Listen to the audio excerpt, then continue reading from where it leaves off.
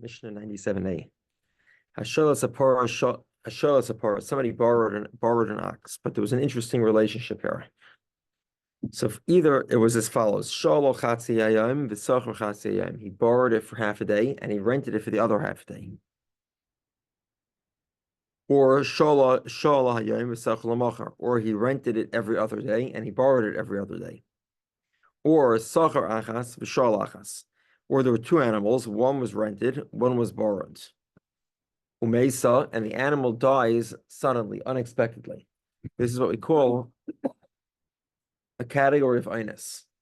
Therefore, if it died during the period of she'ela, the period that it was borrowed, then the borrower is liable.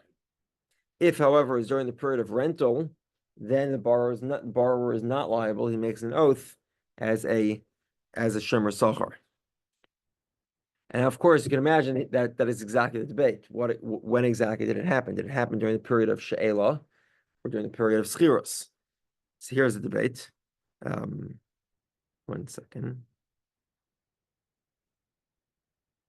The lender says, Shu'ula Mesa, it died during the period of borrowing. Or b'yom shahis Shu'ula Mesa, or in the day that it was borrowed, that's when it died. Or b'shah shahis Shu'ula Mesa, or it was at the time that it was borrowed, that half a day. The halaimer, and the borrower says, any idea, I don't know.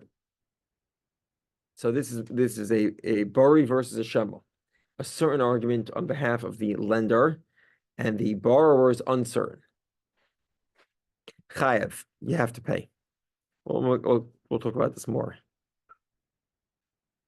He says either it was the animal that was rented, or it was at a time it was rented, or a day that it was rented. So I'm exempt. And the owner says, any day, I don't know. Potter, he's exempt. The lender says it happened when it was borrowed. The borrower says it happened when it was rented. I'm sorry. 1 second. I'm sorry. The renter makes an oath that it died as a rented animal. We'll have to see why. Wait, who made the oath? The renter. So they're contradicting each other. Each one makes a certain contradictory claim. The burden here of oath is on the renter. Why is that? We'll have to discuss. If they both don't know, they don't know. Neither one knows exactly what happened. Then they split it. Okay. Shma mina. From our mission, it seems we can resolve the following question. Mona li biyadacha. I go to my friend Shimon and I say to him, "You owe me $100." And he says to me, "Any day, I don't know if I owe you $100. I don't remember. I don't know for certain that I don't owe you, but I don't know that I owe you either." Chayev, you have to pay. This seems similar. Why is it similar? Over here is the same story. Makes a strong argument. Right? Exactly. Samara says so. It should be exactly. The problem is that this question of Bari V'Shema is itself a debate. Lema to have it here for Rav Nachman. This should be a question of Rav Nachman. The Itmar we learned. Manali b'yedech of Allah or any idea. The lender claims to have loaned money, and the borrower doesn't know if he borrowed it. So Rav Huna, Rav Yehudah, Marchayev, Rav Nachman, Rav Yechon, Amir Potter. Rav Huna and Rav Yehudah say you're liable, and Rav Nachman and Rav Yechon say you're exempt. So this seems to contradict the opinion of Rav Nachman. Rav Nachman says that a bari v'shema is not sufficient to collect. If the other guy does not admit part of the story, he just doesn't know, it's not enough to collect. Well, what's the explanation of the Mishnah?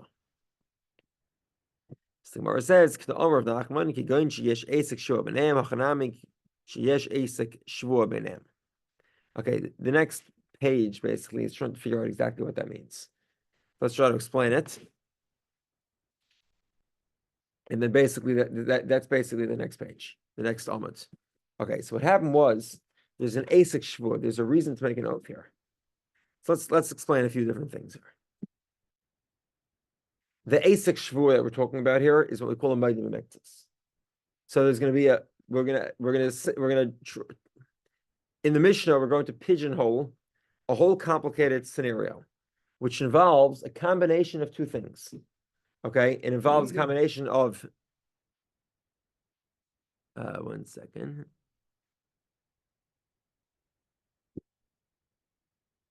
Yeah, it involves a combination of either or either and either shvuas hashemrim and a shvuas bavametzia. So we spoke that traditionally there are two types of shvuas deraisa, but shvuas bavametzia is very simple. You admit half. Now, a key component to admitting half, though, is we cannot have a scenario of halach. Right? If you remember, we spoke about halach. Halach is Jules comes to me and says, you owe me $200, and I say, no, I only owe you 100, and sorry, I owe you 100, and the other 100 here it is. It's not my bavametzia. My bavametzia is I only borrowed half, or half I paid you back already. If I say to you, I paid you back half, and here's the other half, that would be halach. So halach means I'm not admitting your claim because I'm effectively negating it immediately. So to avoid the problem of halach, we're going to have to have multiple dead animals in the scenario of my bavametzia. So that, in other words, if I borrow 2 animals from you, I'm sorry, rent 2 animals from you, one dies.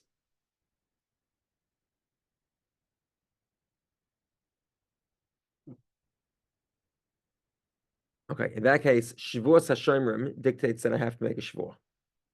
Shvuas hashemrim here is because a renter is exempt from an inus, but he has to make an oath. In that case, I make an oath that that animal died, and then there's another rule here, which is mitor she'eni yachal l'shavim mishalom. Okay, so now I say to you, okay, fine. I should point that out. There's another category of Gilgal shvuas. There's 3 main things here, four areas here. There's the shvua, whether it's a shvuas hashemrim or shvuas bavametzia. It's Gilgal shvua, and it's mitor she'eni yachal l'shavim mishalom. So in this scenario, I rent 2 animals from you. One dies. Now, on that animal, I need to make a shvuas hashemrim. The rule is once I can make a shvua, then you can add on to it any other shvua. Oh, right. That's the Gilgal shvua. You can add on any shvua. Now, that means you can add on a shvua about any random thing that happened. Let's say you want me to make a shvua that the nick in the back of your car wasn't caused by me. You can do that. You can add that on too. Anything with any type of slight connection is sufficient to add to the shvua. But what else should be added to the shvua? So, well, you also have this other animal that was either borrowed or rented. So I rented one animal from you. The other animal I borrowed or rented, half a day and half a day, and it died on one half of the day. I don't know which half. You claim it died on the half that it was borrowed, right? Because you want me to pay for it. The lender, you're the lender. You say it happened. So now you say, okay, well, make an oath that it didn't happen at the time that it was borrowed. Now, obviously, I can't make that oath. Why? Because I don't know. okay. And therefore, the rule is, because you can't make an oath, then you have to pay. But generally speaking, if there was only one animal, and there was a very simple scenario here, and the owner says it died when it was borrowed, and the owner says he doesn't know, that would not be enough to require. That would not be enough to obligate the borrower / renter to pay.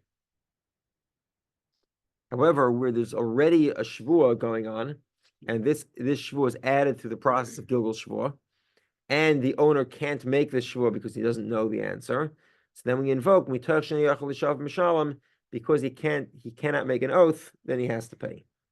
So because since she'ena yachal l'shavim, he can't make an oath, mishalom, he has to pay. Okay, So I'll break it down. And then we go back to the famous Roman bar Kamma, which we've long rejected. Why the Gemara takes him seriously again, I don't know. We spent a lot of time on Roman bar Kamma in the past. We'll get back to him. Okay. Rava says, the top of 98a. 98? 98a, top of the page. To Amar Rava, so guys, Reuven says to Shimon, you owe me 100. And Shimon says, no, I only owe you 50. And the other 50, I don't know what you're talking about.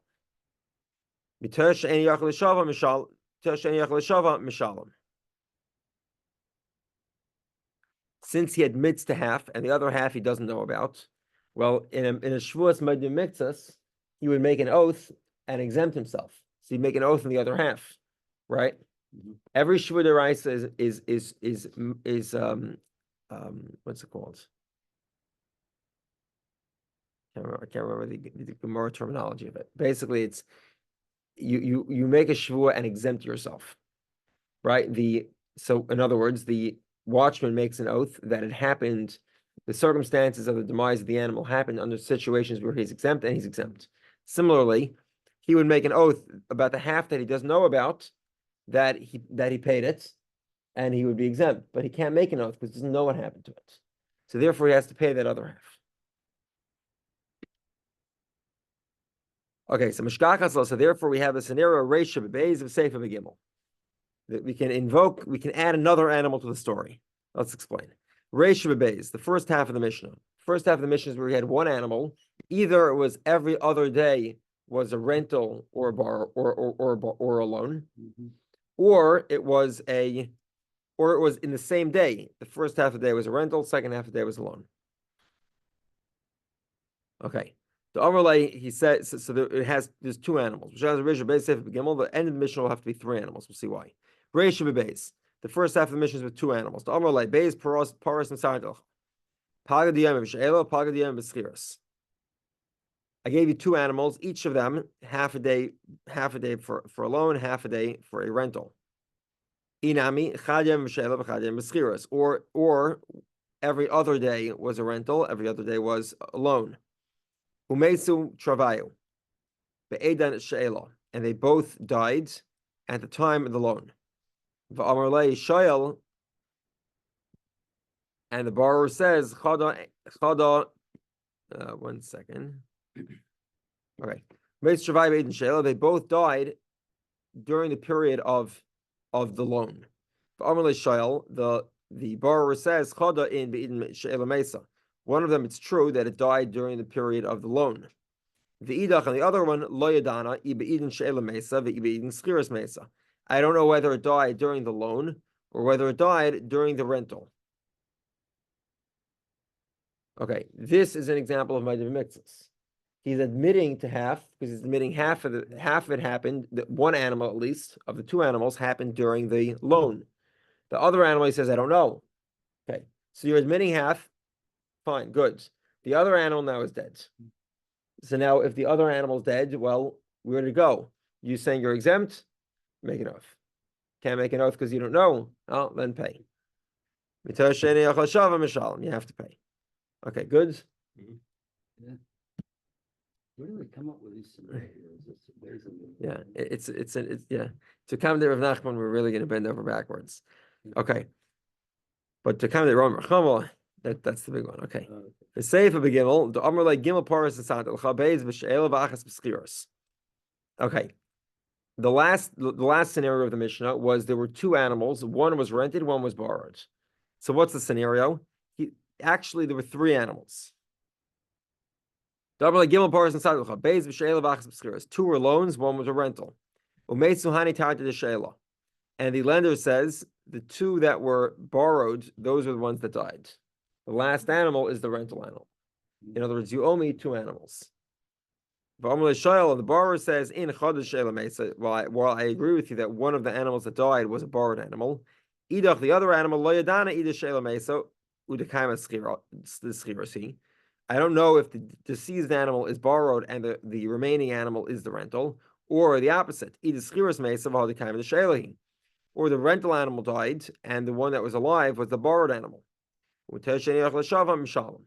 And because he can't make an oath because he doesn't know, therefore he has to pay. Okay.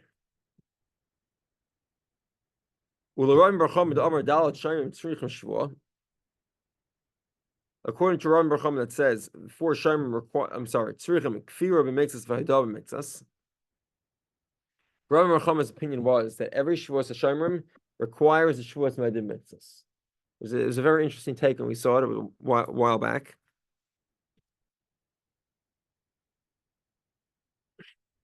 It's the end of Bava Kamma. Every time a watchman borrows an item, so he says it was stolen, he only has to make an oath if there were 2 items. One he admits to, one he denies. It's an interesting opinion. So therefore, we have to explain the Mishnah. The first scenario of the Mishnah is 3 animals, and the end of the Mishnah is 4 animals. Let's explain. The first half of the Mishnah has 3 animals. I've given you 3 animals. Of these 3, half the day was a loan, half the day was a rental. Every other day was either a rental or a loan. Umesu Gimel, and all 3 animals died. Kulu be'edin she'ela, the lender says they all died at the time when there was a loan. And the borrower says back, no. The first one, it's not true. 1 second.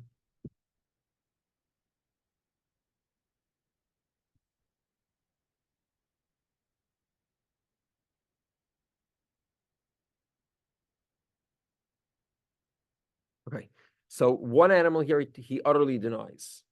He denies, let's say, that a loan existed. And one of them I agree that it was at the time of it was at the time that it was borrowed. So now we have a straight motive mixus. Why? Because we have a certain admission and a certain denial, which is exactly what we need for motive mixus. And the third one, le'edan, I don't know. If that's the case, you got to make an oath in the third one. You can't make an oath because you don't know. You can't make an oath, then you have to pay.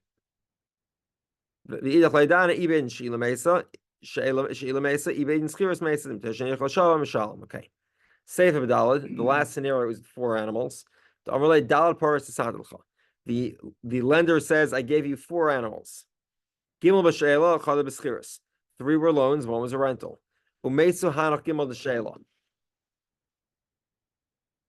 And the 3 that were borrowed all died. And the borrower says, no. Which is what you're saying is just not true. I never borrowed 4 animals, I only borrowed 3 animals. Okay. And the other one I admit to, you're right, it was a borrowed animal that died. The idach and the third animal, loyadani the schiras mesa, the kind of shayla, or the shayla mesa, the kind of schiras. I don't know if the animal that's alive, the remaining animal is the rental animal, the dead animal is the shayla animal, in which case I'm liable, or the opposite. Actually, the animal that's still alive is the borrowed animal, and the rental animal died, in which case I'm exempt. Because he can't make an oath, he has to. Because he can't make an oath, he has to pay. Just want to make one point here. It's clear the method of the animal dying. It died suddenly. Nobody denies that. Therefore, as a renter, he could easily make an oath, right? Because he could say, "Well, I hereby affirm that the animal died under sudden death," and he would be exempt. He just doesn't know if it's the rental animal. That's the issue. That's when we have to set up the scenario as a Vadim mixes. Okay, we're together? Yeah. Okay.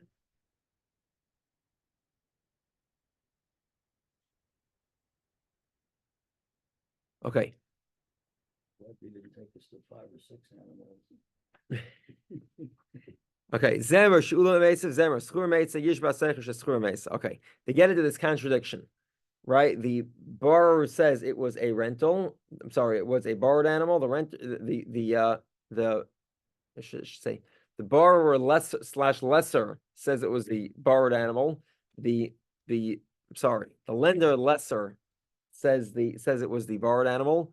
The lessee borrower says it was the rental animal. Each one says it's the one in his favor. Each one says it's the one. Each one is exactly. Each one says it in his favor. And it's a contradiction. They're both making a certain argument. So who's liable to make the oath? Who's like the guilty party? The guy who has to bring the goods to the table. Who has to bring the proof? The renter. Why is that? Show the money. What? Show the money.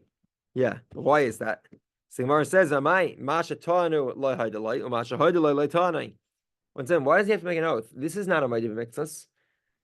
Let's explain. If I say, if Jules, you come to me and you say, you owe me, it's a classical case in the Gemara, by the way. You say to me, I owe you a bushel of barley. And I say, it's true, I owe you a bushel of wheat, but a bushel of barley is not true. That is not an example of bavametzia. It's apples and oranges, as they say in English. In this case, wheat and barley. What you demanded, I didn't admit. And what I admitted, you didn't demand. Right? So therefore, there's no bavametzia. So why is it that the lesser / borrower, why is he the one who has to sort of make the oath? So Amar Ula explains, Aidei Gilgul. It's with a method called Gilgul Shvuah. Okay, let's explain. Amar Lei Ishtavli Ezemias K'Dikadaka Mesa. Okay, fine. You say that it died normally, and when the animal as a rental animal died under normal circumstances, meaning it died from old age or illness, and it wasn't caused by you, the renter. There was nothing you could do to prevent the animal's death. So make that oath. Good. Oh, you're making an oath? Well, let's pile it on. And now I'd like you to make an oath that it was the rental animal that died. Therefore, you have to make the oath.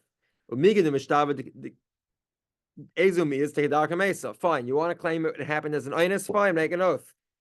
Once making an oath, make an oath that it was the rental animal and not the borrowed animal. Okay, this takes us back to our favorite discussion, which we've started going around in Kamma. We'll get back to it. Zem or any dev, zem or any dea, that neither one knows, we say achleikel.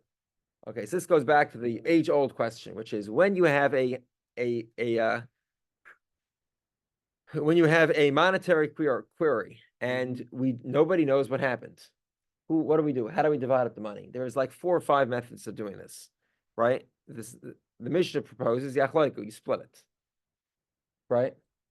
There's a few other methods. One is called kol da'al gvar, let the strongest man win. You know, I guess play steel with salami or something. You know, whoever gets it gets it. There are a few other methods. One is called shuda d'daini. Shuda d'daini is where the judges attempt to use circumstantial evidence to try to figure out exactly what happened. Like who actually, was it actually the rental or the borrowed animal? And the third one is the other one is Yehemuna Chachiyavi Elio. The court doesn't do anything to it. They let it stay until Elijah the prophet comes and redeems us. Amen. And then he'll tell you exactly what to do. Okay. So the Mishnah says Yachlaiku, you split it. Well, whose opinion is that? Hamani Sumchasi. This is Sumchas. The Amar Moment of Safik Cholkin. Famous Sumchas opinion, where he says that if you have a doubt what to do about the money, Cholkin, you split it. Okay. Now we get into another interesting question, going back to Ba'al of Imai. Right? So remember, Ba'al of Imai is where the owner, the owner lender is working for the borrower at the time the loan was issued. So they were getting together and they were signing the deal, and of course the nefarious borrower asks the owner to make him a coffee, and while the owner is making him a coffee, he goes and pulls the animal and acquires the borrowed animal. In that case, the owner was working for him at the time of the loan, therefore he is exempt from paying. So there was a loan with Ba'al of Imai in it, but then after the loan was concluded, before the animal was returned, they agreed to transfer the loan into a rental. They rented it without the owners. Mahu, what's the story?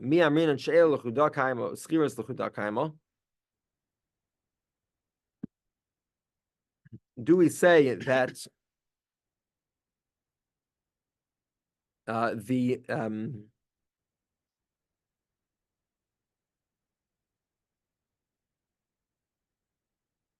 do we say that the loan, because the loan occurs after the deadline because the rental occurs after the deadline of the loan. So you have loan, then you have a deadline. He didn't return the animal though. He just switched it to a rental. It's now a rental, and it's a rental shaloi b'bailam. There's a rental without ba'alav imay. So if the animal dies during the rental period and there's some amount of negligence, then the renter is obligated. Or do we say because there's a single kinyan, he only pulled the animal at the beginning of the borrowing period, so it's one long ba'al of imay, and the ba'al of imay applies to the rental period as well. Ba'al of imay again is where the owner is lender is working for the borrower or renter, for that matter, and it's debate whether it's true for shomer chinam and shomer son. At the time of the rental loan and potentially even watching period. Okay. 1 second. Hold on. Okay. In other words, because you're sort of extending the period of liability for lost or stolen, because guess what? A borrower, is also liable for lost and stolen. So the same liability carries through to the next phase of the agreement, and because the original agreement had ba'al of imay, the second half of the agreement also has ba'al of imay, and the renter would be exempt if the item was lost or stolen because of ba'al of imay. So it's sort of an open question: do we view it as two separate units, or do we say no, it's one big one because the liability is extended from the first to the second? Okay, it gets more complicated. Okay, this is a very interesting one because usually the Gemara, very often the Gemara has nesting dolls. Questions are nested in each other, but in this Gemara, actually, not only is the nesting doll is a circle; they all nest each other. Well, we'll explain in a moment. Okay, in other words, the Gemara goes back to the original question, which is not so common. Okay, fine. So let's say you'll say it's one long kinyan. Well, what about the reverse? Sachra b'bailam, shola shaloi b'bailam. He rented it and had the guy make the coffee, right? He did that shtick, and then at the end of the conclusion of the rental period, they transferred it into a loan, an unpaid. What was it? There was no interest or anything. Mahu, do we say she'ela b'schiras vadi lo shaycha? Do we say that borrowing? Well, it's a different category obligation. Of course, it's a new event. But or do we say no? Kim the shaycha mixes command the shaycha b'kulu dami. Or do we say no? Well, there is some liability that's carried forward, so we say that it is connected to the previous rental, and therefore does have the exemption of ba'al of imay, just like the rental did.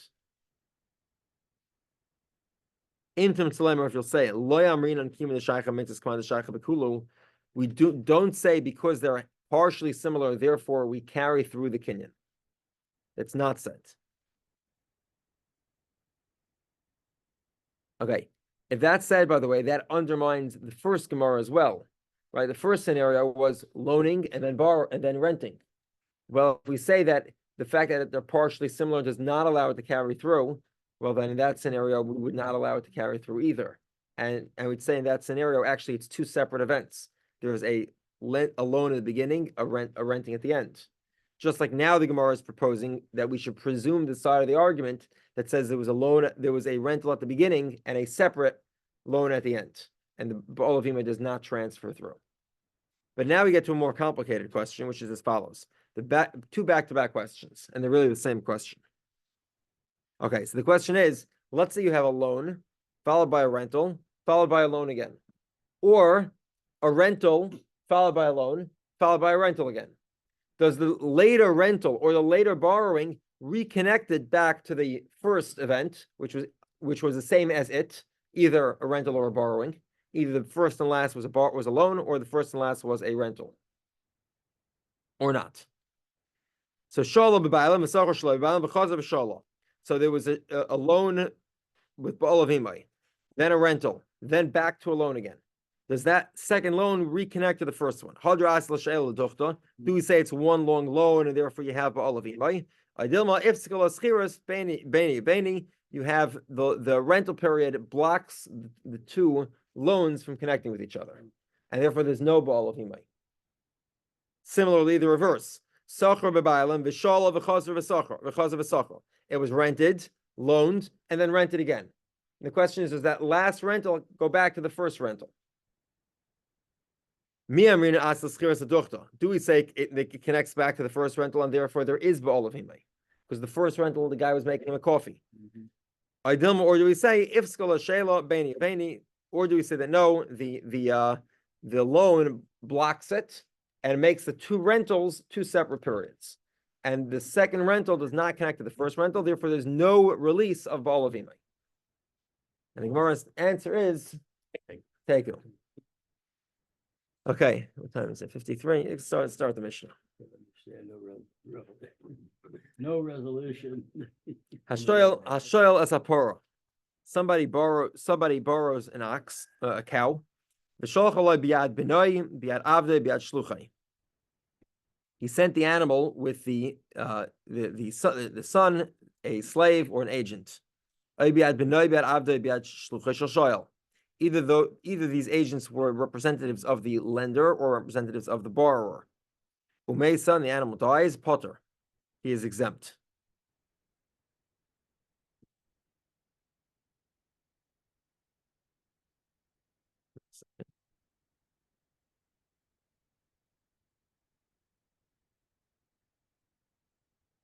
Okay, and we'll have to see why. We'll have to see this in more detail. But the reason here is because the loan has not yet begun. It's still in the domain of the lender. The borrower says to the lender, he says, send it by my agents, whether it's my son, my slave, or my agent. Or send it through your agents. Okay,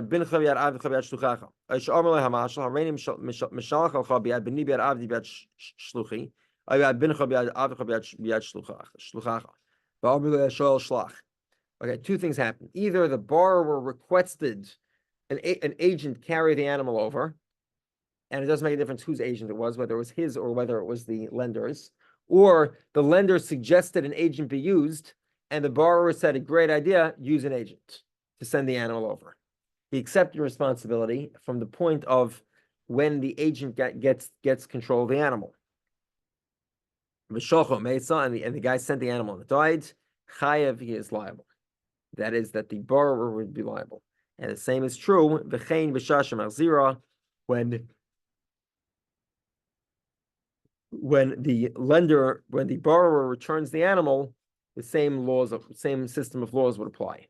If the lender requests an agent for return or approves an agent, then there would be no liability on behalf of the borrower. If the borrower used an agent but did not get approval from the lender, then the borrower would still be liable. Okay, have